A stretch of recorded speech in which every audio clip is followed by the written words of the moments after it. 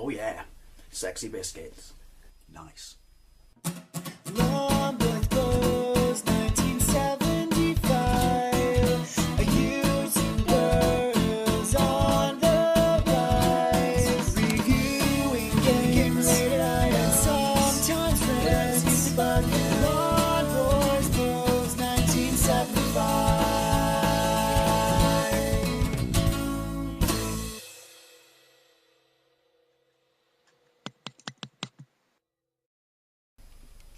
This is Space Harrier, released in the arcades by Sega in 1985. I'm actually running this on my Wii. If you have a Wii and you have access to Virtual Console, you can actually buy it, and it's basically arcade perfect. I love and I adore this game. Now, if you read the title, I want to talk about the first sort of fully hydraulic sit-down arcade machine you ever got to experience as a kid, and what did it mean to you, because it absolutely blew my face off as a kid. This did. I mean, don't get me wrong, I you know, I'd seen games like Star Wars, you know, the full sit-down Star Wars arcade cabinet by Atari in 1983, and there's no denying that that's my favourite arcade cabinet of all time. I'd seen the triple screen sort of pole position, but I'd never seen a hydraulic cabinet ever. Now, quickly, obviously, Space Harrier was released in 1985 by Sega. It's the first, you know, to use their super sprite scaling technology that they used in sort of Afterburner, you know, Outrun and Enduro Racer and all those great titles. It stacks sprites upon each other, scaled them to kind of give you this pseudo 3D effect. This was ported to absolutely everything, and to this day, my favourite version is still the ZX Spectrum version. You're a bloke called Harrier. You come to the Fantasy Zone to save it because it's being attacked by a weird force. Weird being the fact that a combination of sort of, you know, I don't know, future tech robot dudes in kind of prehistoric creatures. It's absolutely epic. I've said it before, I think I said it in my PC Engine gameplay, but I have to say, right, what's the deal with Harrier? You know, you're a superhero. Can you fly and you have a gun? Or since the gun's got, you know, rockets on the back, is it the gun that makes you fly? And also, why is your name Harrier? I mean, what's wrong with your parents? Also, it's one of the first arcade games that featured digitized speech. Well, maybe not one of the first, but, you know, one of the first I heard, and that bit when he gets shot and he goes, there, sounds like a man with hemorrhoids who sat on the couch without putting his little ring down first. Sorry, I put some money in. I believe, I could be totally wrong, that the idea for this came from Sega after they kind of based it upon Buck Rogers' Planet of Doom, which was a shooter they released in sort of 1982. I guess you could consider that an on-rail shooter as well, and this is clearly an on-rail shooter, so let's get into it. 18 stages, I love that, so iconic. 18, look at the explosions, they're like mini nukes. 18 stages, I'll get there in a minute. 5th level, 12th level and 18th level are all like bonus levels, are they? You know, 2 of them are like rushing, sort of, you sit on the back of a dragon and you just plough through everything. I don't know, it's been a while since I've played it. It's certainly very hard to talk and play this at the same time. And the 18th level, I do have to fight every boss again in sequence. To this day, oh, I love the noise it makes. Listen to it. Ding, ding, ding, ding, ding. Oh, shit. To say it's tits frisky is something else, but yeah, I lost my thread. Never mind, we'll carry on. Yeah, to this day, it's just, to me, it's one of those iconic game memories, you know, that just makes me warm and happy. Oh, that's right, the second boss is my favourite boss. Random, even by my standards. Oh, bollocks, death by shrubbery.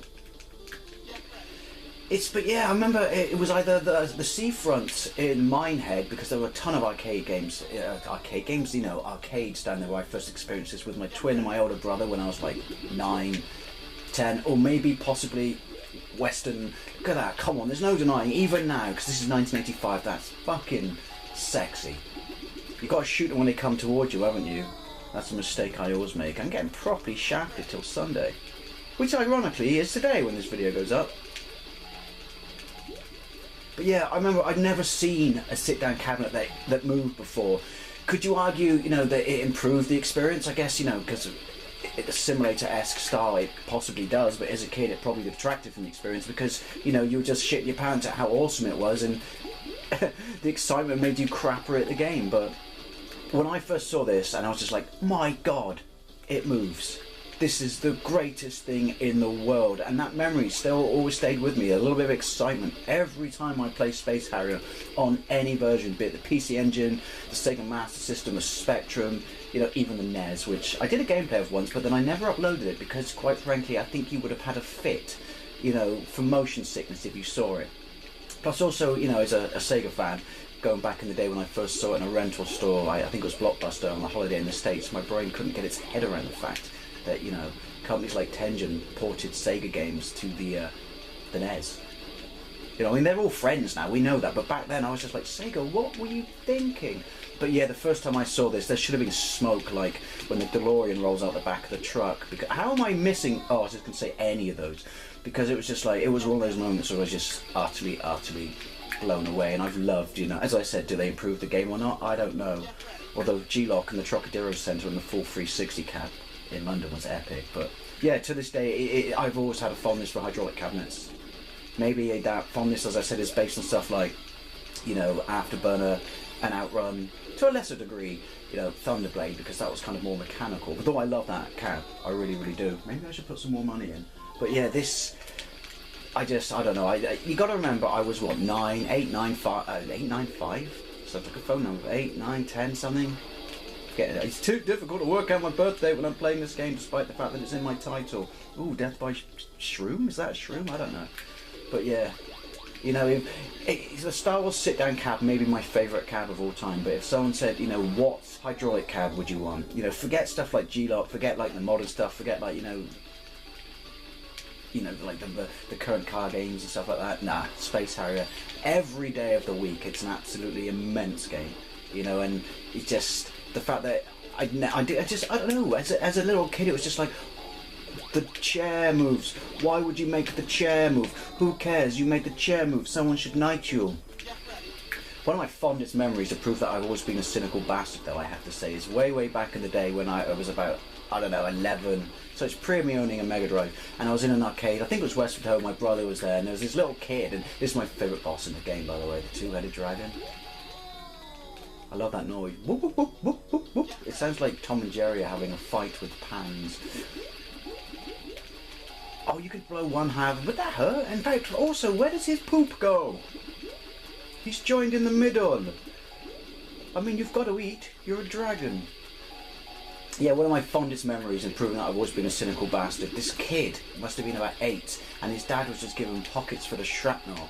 You know, and he was pocketing it into this game, and he it's like, I don't know if he had an audience like he used to get in the arcades back in the day, but it was funny because he kept turning around and going, yeah, stage 5, and I looked, holy shit nuggets of doom. How, yeah, that's just not cricket.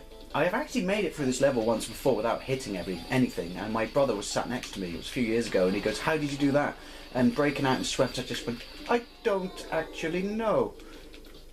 Yeah, sorry, I'm really waffling in this.